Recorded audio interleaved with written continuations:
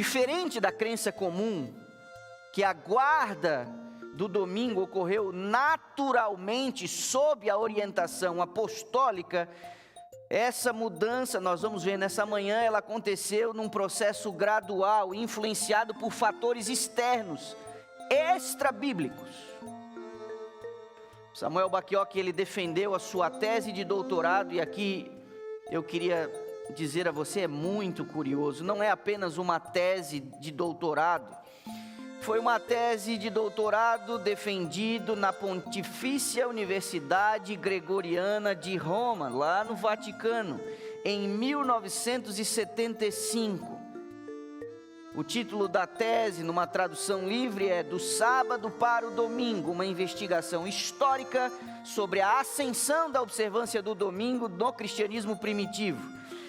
Ele não apenas teve o seu projeto de pesquisa aprovado por essa universidade católica, como ele defendeu esta tese, e a tese foi aceita com distinção, a ponto de ele receber uma medalha de ouro do próprio Papa Paulo VI, em 1975, um reconhecimento acadêmico raro.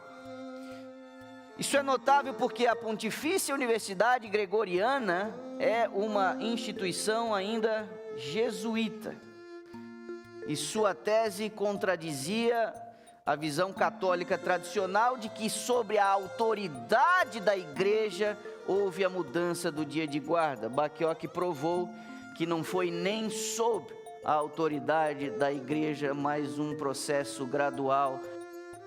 O primeiro elemento que contribuiu muito para essa mudança foi a hostilidade que os romanos tinham contra os judeus.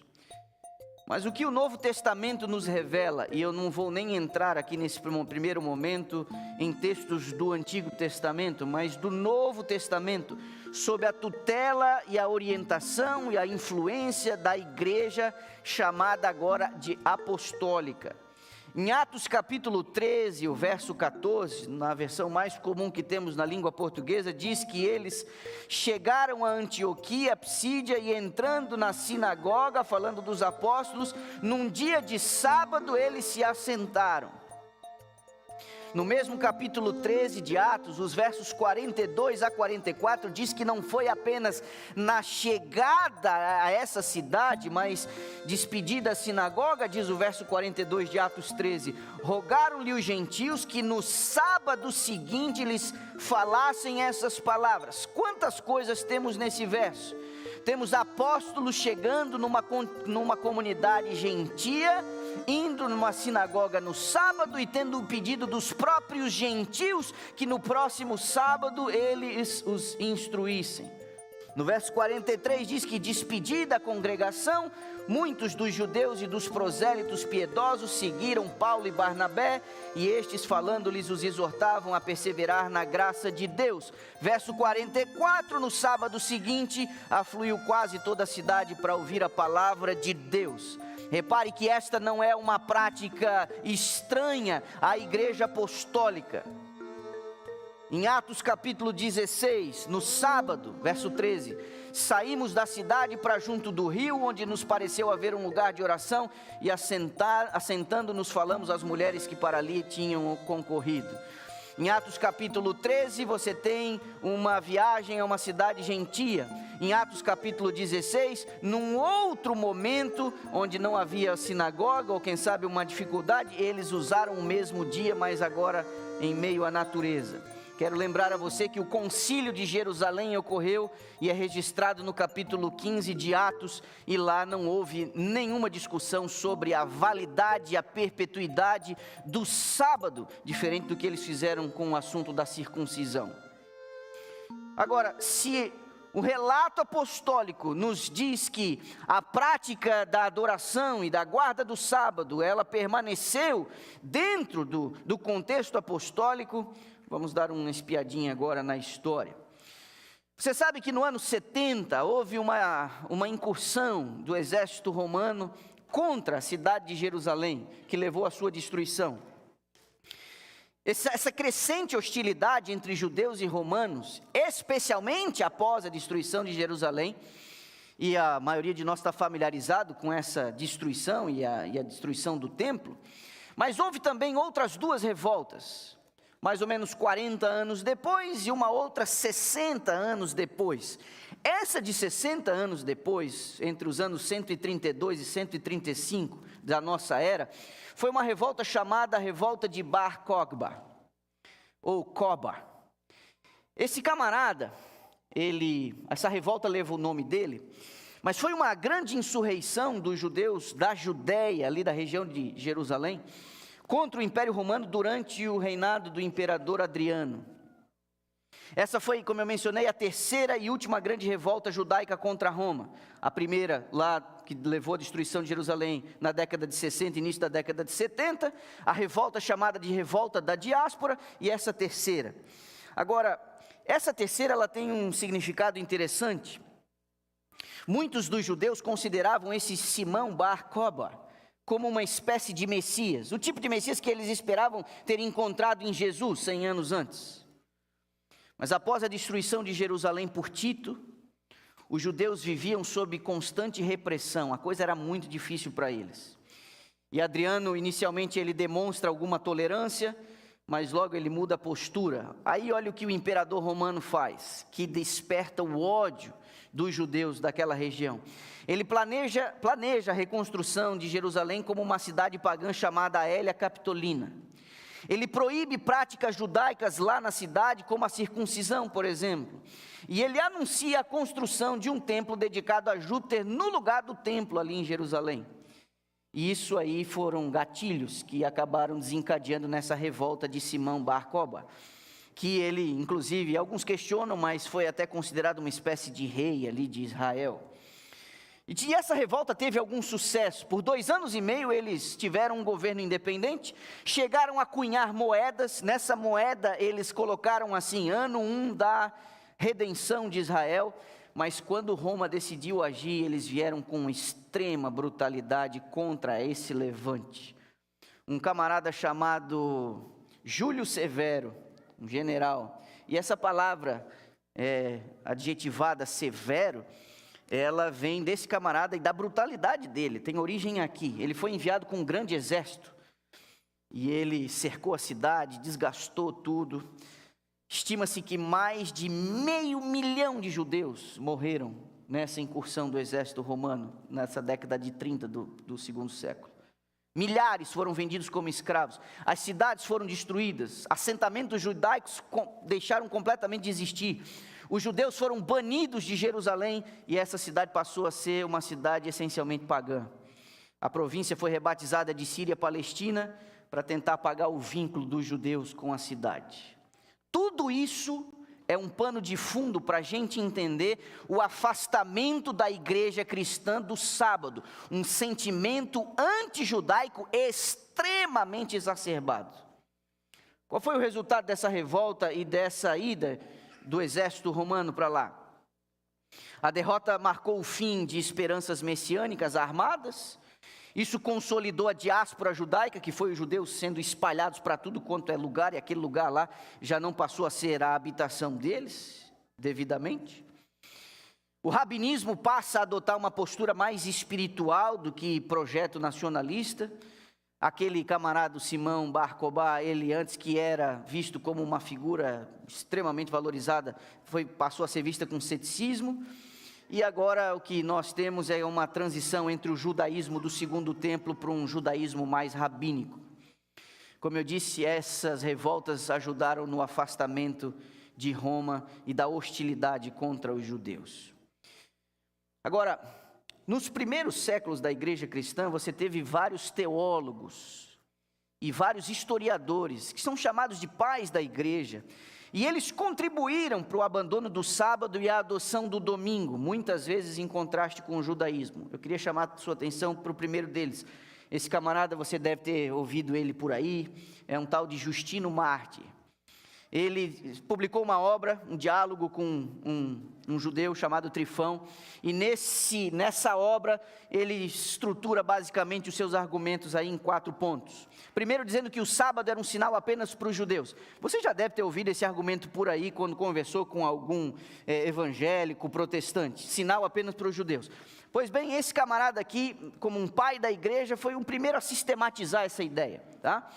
Ele também dizia que Cristo, Jesus é o verdadeiro descanso, e que esse negócio de sábado aí não é o descanso. Que aquilo que foi feito pelos judeus, os patriarcas mesmo, Abraão, Noé, Melquisedeque, ninguém desses aí guardou o sábado, segundo a argumentação de Justino Marte. E o 4º ponto dele, ele diz que o domingo agora assinala a nova criação em Jesus Cristo. Você já deve ter ouvido falar sobre ele. Tem um outro chamado Eusébio de Cesareia. Ele viveu aí quase 200 anos depois. Ele é considerado o pai da história da igreja, e ele também vai apresentar uma tendência antijudaica nos seus escritos. Mas aí ele traz elementos novos que Justino não mencionou. Ele diz que, por exemplo, os judeus foram rejeitados, a destruição de Jerusalém é evidência disso. Ele diz que a igreja substitui Israel. Ele diz que a lei judaica era uma lei inferior e que em Cristo, pela graça e na nova aliança, você alcança um novo patamar. E ele agora diz que o domingo está sendo exaltado como sendo o dia da luz. Circulou uma epístola chamada Epístola de Barnabé. E essa epístola de Barnabé, ela não compõe o cânon sagrado. A igreja apostólica, ela rejeita isso como um dos livros que deveria constar no cânon sagrado, e por isso você não tem aí essa epístola de Barnabé na sua Bíblia. Mas nessa epístola de Barnabé diz que os judeus teriam interpretado mal a lei, diz que o sábado era um símbolo apenas, tinha efeito simbólico, e que os judeus estavam agora completamente fora da aliança. A epístola de Barnabé não apenas rejeita o sábado, mas nega a continuidade do judaísmo como povo da aliança. Eles foram substituídos pela igreja cristã, segundo essa obra. Aí você tem um camarada no 3º século, ano 215, chamado Clemente de Alexandria. Não tem como você estudar a história da igreja primitiva sem você se esbarrar com estes nomes que eu estou dizendo aqui para vocês. São os mais famosos. E esse pessoal construiu argumentos para a transição do sábado para o domingo. Esse Clemente de Alexandria, ele vai seguir uma linha alegórica. Ele diz que o sábado literal, a prática do sábado literal é antiga, mofada, e que ela precisa ser substituída por uma prática mais espiritualizada. Clemente vai adotar uma coisa que eles começaram a chamar de 8º dia, representa a ressurreição, a nova criação em Jesus Cristo. Aí sim, você tem o discípulo de Clemente de Alexandria, um tal de Orígenes, esse também bem famoso. Esse vai seguir na mesma linha do seu professor. Ele diz que o sábado é como uma sombra e o domingo como a grande realidade espiritual. Eu abro aspas na sua homilia sobre Gênesis, ele diz: o sábado era uma sombra, mas o 8º dia é a realidade, o verdadeiro descanso.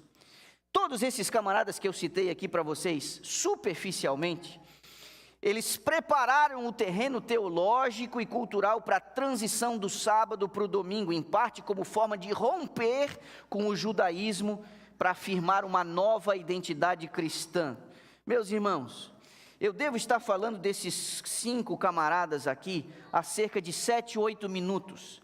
Samuel Bacchiocchi, na sua tese, gastou 5 anos fuçando os documentos da igreja nas bibliotecas do Vaticano para poder compor e sintetizar o pensamento, provando nos próprios livros e registros históricos da igreja que estes camaradas em suas obras começaram a argumentar na direção que eu acabei de sintetizar para você em 7 minutos.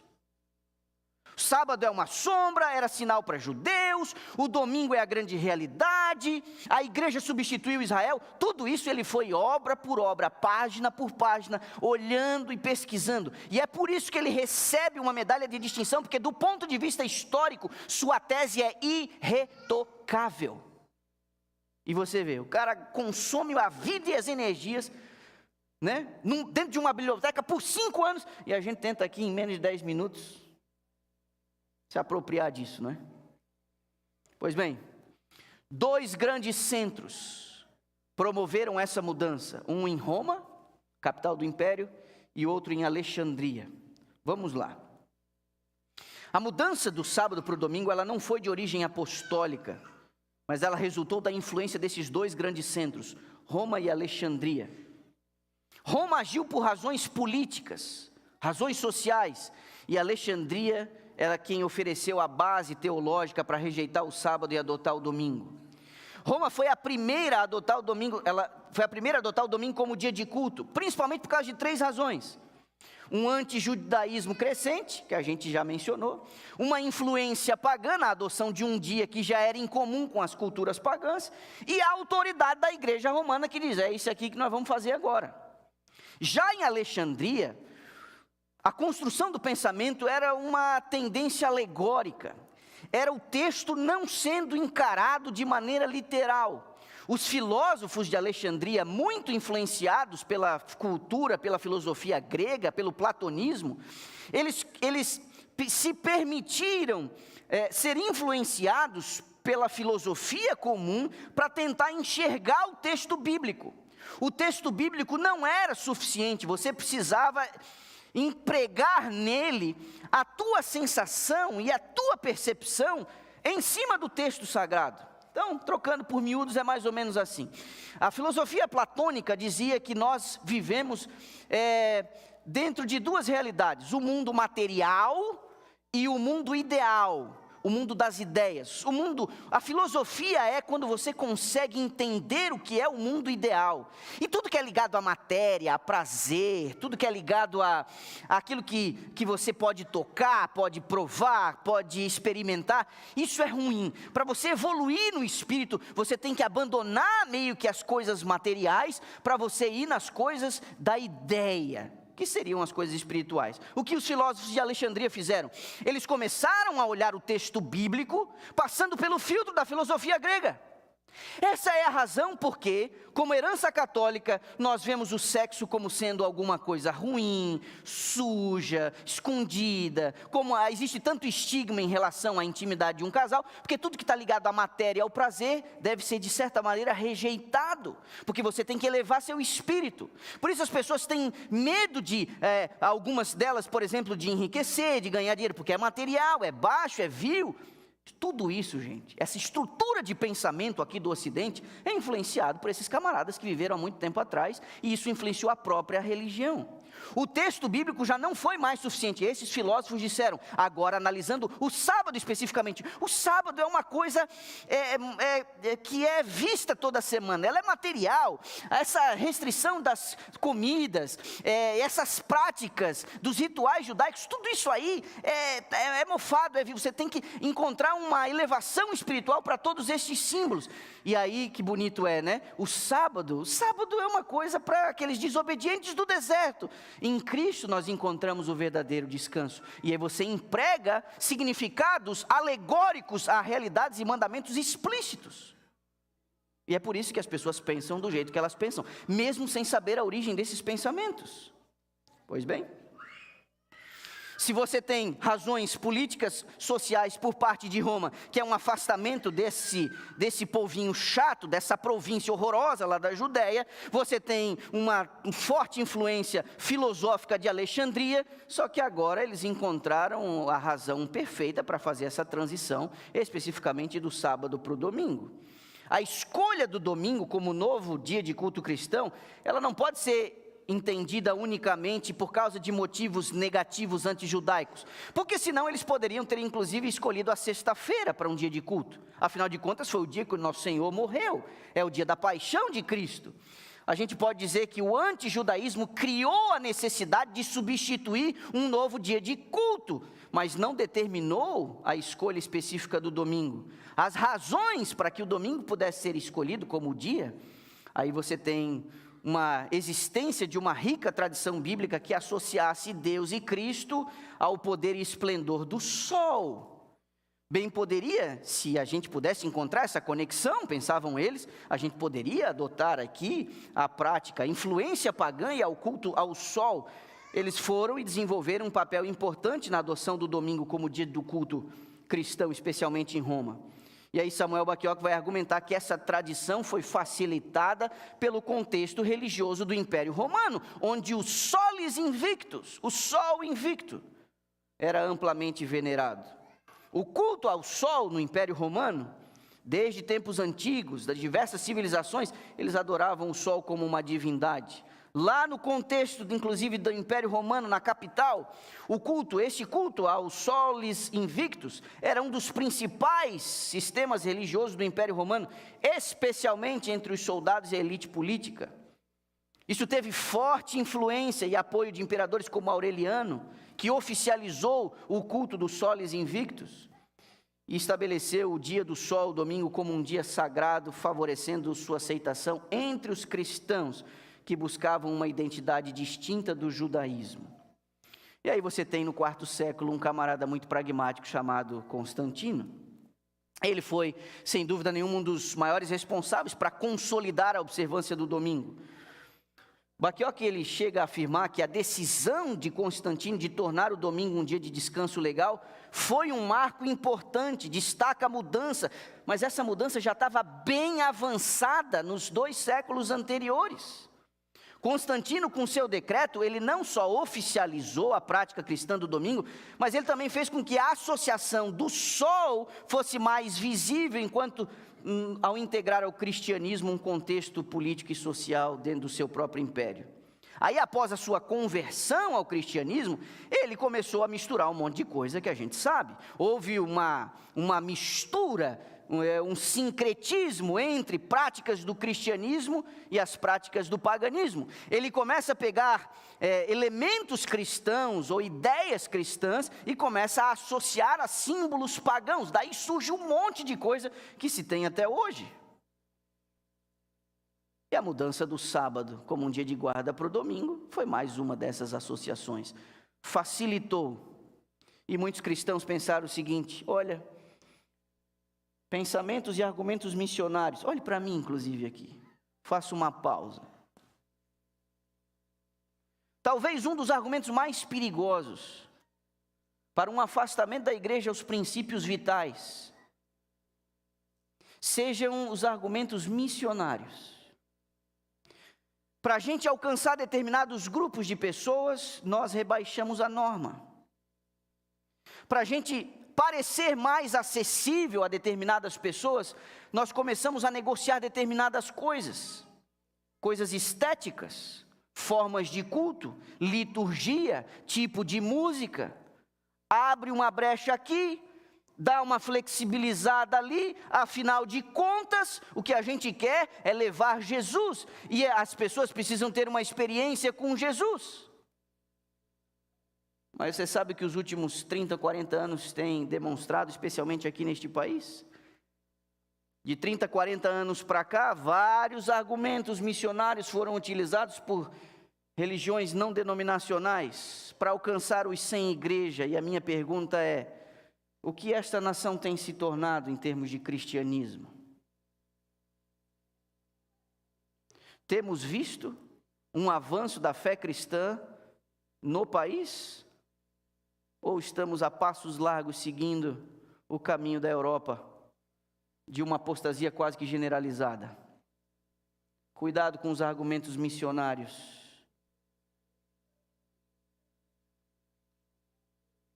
Antes de Constantino, muitos cristãos ainda observavam o sábado, mas com a oficialização do domingo, o sábado passou a ser cada vez mais visto como uma prática judaizante. A observância do domingo, ela foi incentivada como símbolo de identidade cristã agora. O decreto de Constantino não proibiu o sábado, mas valorizou o domingo e acabou por marginalizar os cristãos sabatistas dentro da sociedade romana.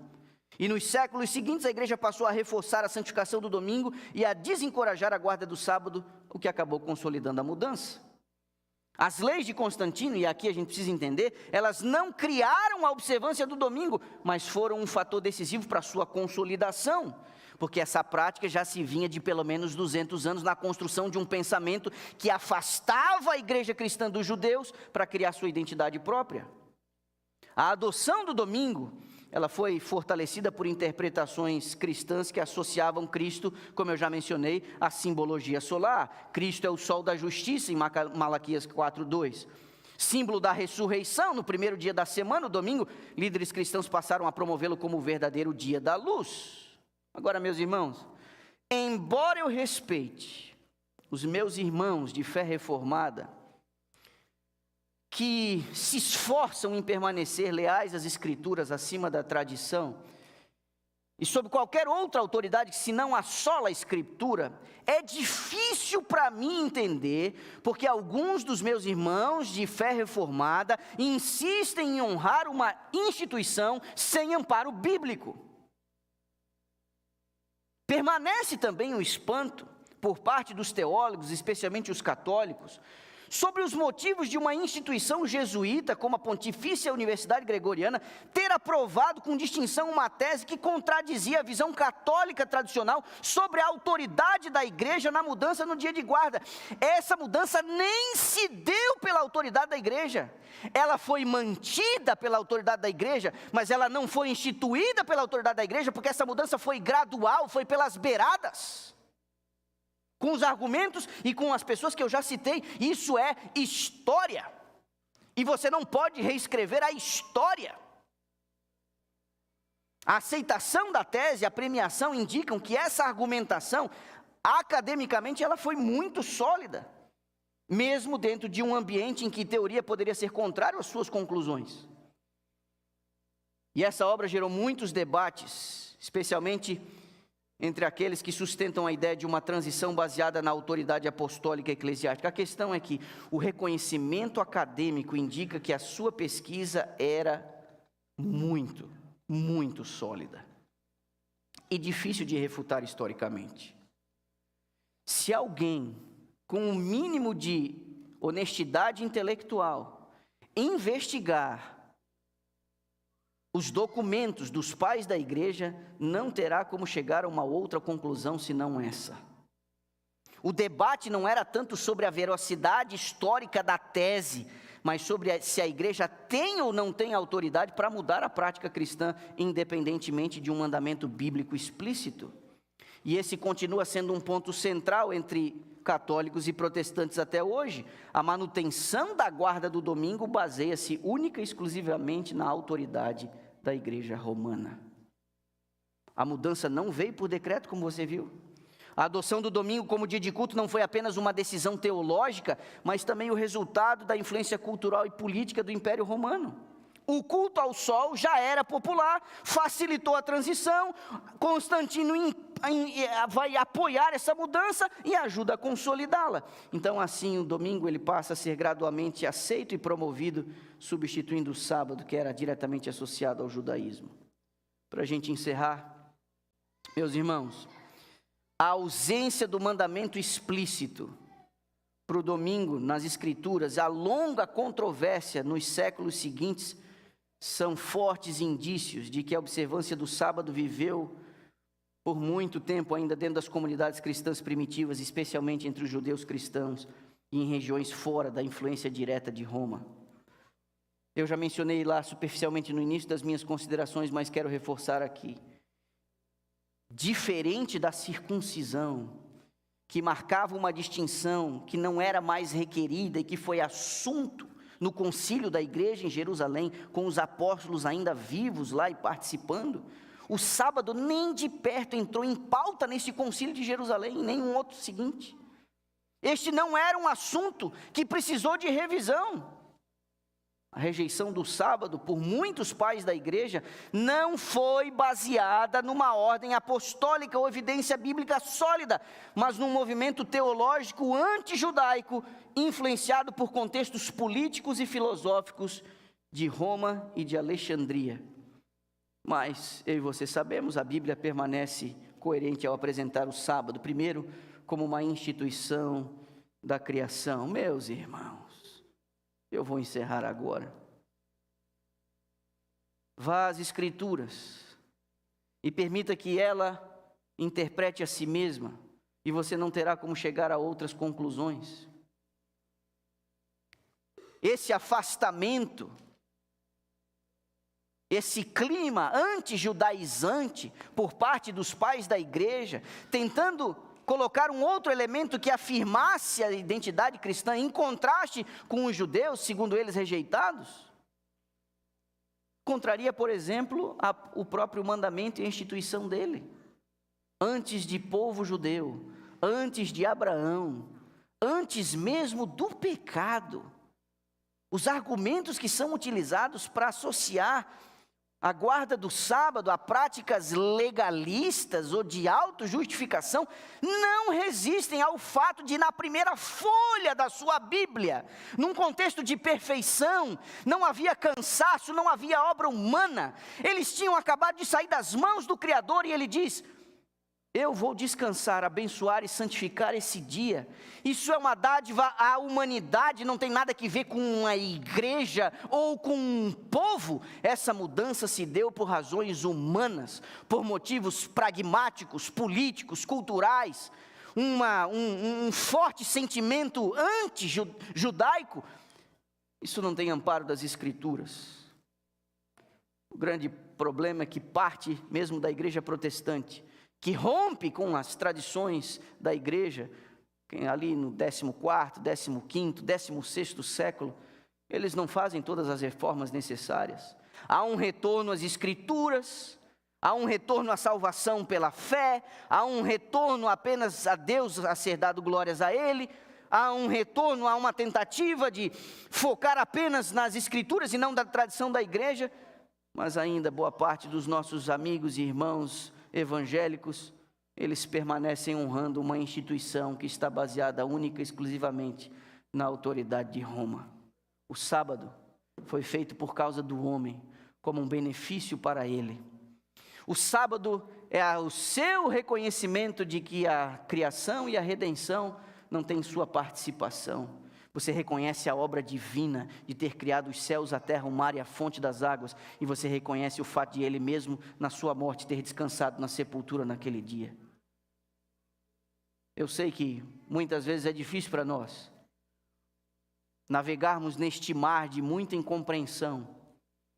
Às vezes é difícil pelas oportunidades que se perde, pelos trabalhos que você não consegue alcançar, pelas restrições que muitos dos nossos filhos acabam encontrando em sua vida acadêmica, alguns deles na vida profissional, e às vezes nós nos sentimos isolados, mas deixa eu dizer a você, este continua sendo um mandamento divino, e nós somos leais e fiéis à palavra de Deus.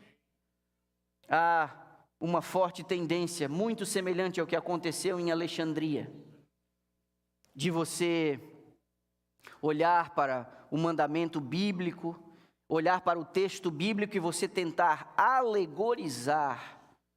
Você sabe que muitas igrejas que se autodenominam cristãs andam dizendo por aí que a Bíblia é um livro vivo e que você precisa sentir este livro reagindo em você. É como este livro reage em você que é importante. É a sua percepção do texto que é importante. É a sua interação do texto que é importante. E alguns teólogos que se autodenominam cristãos, acusam parte do protestantismo de biblioidolatria. Como que dizendo que o importante é como você se relaciona com o texto. Não, meus irmãos. O importante é o que o texto está dizendo. Muitas vezes o texto vai me ofender. Muitas vezes o texto vai me restringir. Muitas vezes o texto vai impor limites a mim. Porque a Escritura, inspirada por Deus, ela foi dada para correção na justiça. Ela foi dada para orientação da igreja. E não é o que eu sinto em relação ao texto, é o que o texto está dizendo. Ora, se eu reduzir o significado do texto ao nível de minha conveniência, desculpa, mas isso aqui viraria uma verdadeira anarquia. A Bíblia diz para eu perdoar meus inimigos, a Bíblia diz para eu orar por aqueles que me perseguem, a Bíblia diz um monte de coisa que as minhas inclinações vão numa direção contrária, e eu vou olhar para o texto e dizer, não, isso aqui vai me causar muita confusão. Nós guardamos o sábado a cada semana, Porque nós entendemos que o Criador dos céus e da terra disse assim: eu quero que você freie essa loucura que é a tua vida. E quando o sol estiver descendo na sexta-feira, e você estiver respirando os primeiros momentos do meu dia sagrado, que eu abençoei, que eu santifiquei, e que neste dia eu descansei, você vai viver essas 24 horas, única e exclusivamente pela fé na obra que eu realizei. Cessar a sua obra no sábado não é um ato de legalismo, é um ato de fé, porque nós estamos descansando nas obras de Deus. Nós não estamos fazendo nenhuma obra ao parar no sábado, nós estamos cessando a nossa obra. Você descansa nos braços do Onipotente. Essa mudança não se deu por orientação apostólica, essa mudança não se deu por nenhum texto bíblico, e você pode fuçar a sua Bíblia de capa a capa, você não vai encontrar amparo para isso. Pois bem, seja fiel a Deus, porque vai chegar um momento que seu pescoço estará a prêmio, e você mesmo se sentindo dentro de uma minoria, você não vai dobrar os seus joelhos. Por quê? Porque Ele fez os céus, o mar, a terra e a fonte das águas. E a última geração será chamada para adorar o Criador. E o mandamento do sábado aponta quem é o Criador, e que nós somos as suas criaturas, e que devemos obediência a Ele.